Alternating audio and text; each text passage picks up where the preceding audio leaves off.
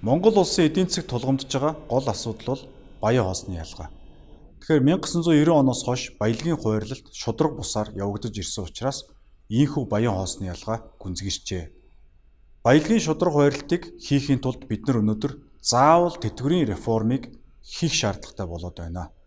За тэтгэврийн реформыг хийснээр компаниас цалингаа авж байгаа 600 мянга гаруй иргэд нийгмийн даатгалын санд төвлөрч байгаа тэтгэвэр нийгмийн даатгалынхаа хураамжаар улмаар компаниудын хувьцааг худалдаж авах боломжтой бол.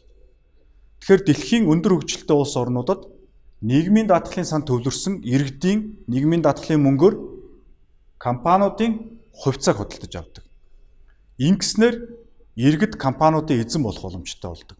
Чөлөө зах зээлтэй улсад компаниуд баялаг бүтээгч. Иргэд тэтгэврийн сангаар дамжуулж компанийнхаа эзэн болсноор баялагын шудраг хуваарлалт хийгдэх нөхцөл бүрдэх юм аа.